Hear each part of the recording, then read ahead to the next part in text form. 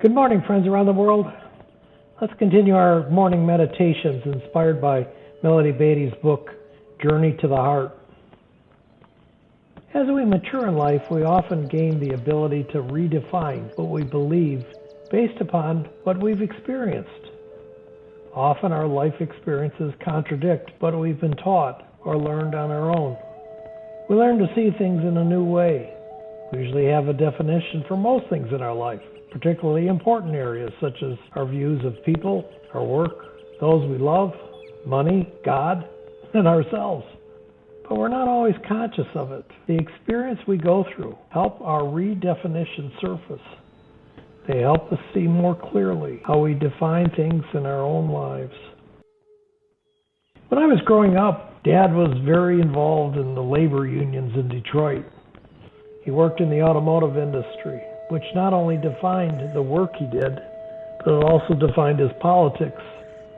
Needless to say, Dad was a staunch Democrat and was also active in the Democratic Party in Detroit. As a young adult, Dad and I would get into some pretty heated discussions. I was a young Republican, and we clashed all the time when it came to politics. In a later time in my life, I returned to the faith of my youth, and I started seeing things differently, much differently. Instead of self-reliance and every man for himself, I started to understand and experience what living a life of grace meant. And then one day I woke up, and I'll be darned if I didn't find myself a Democrat. To say that Dad was pleased would be an understatement. I remember when Dad first met Trish. He whispered in my ear after meeting her, "She's a winner, Eddie. I think she's a Democrat." Well, I think he was right on both counts. That's what growth in my life, based upon my experience, looked like. This growth, this process of redefining, will happen naturally in your life if you let it. We can also consciously, actively work on our redefinitions. But the first thing we need to be willing to say is, I was wrong. And if that's too hard to say, at least be willing to say, I was mistaken. If you're willing to own your mistakes, the next thing to do is to ask yourself if you're defining something or someone in a way that you'd like to change. Maybe a work relationship, a love relationship, or an issue which is causing you distress. You may find you have the power to redefine this area in a way that minimizes or reduces your pain. There's a technique that can be used on any subject that you're trying to redefine. On one sheet of paper, write down everything you currently believe about this person or topic, especially all the negative stuff. That's your current definition. Now, on a clean piece of paper, write down how you want to redefine this area and your involvement in it. Write down everything you want to be, what you wish for, what you think the highest truth possible about the subject could be. Now, burn or destroy the paper with the old definition. You may have a little ceremony, even with a witness, as you crumble it up and throw it into the trash.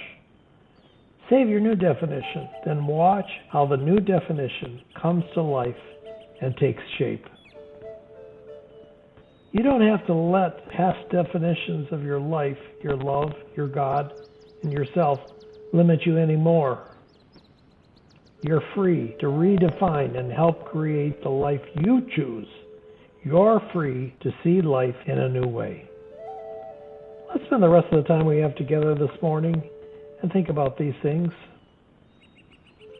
Consider one aspect of your life you'd like to redefine.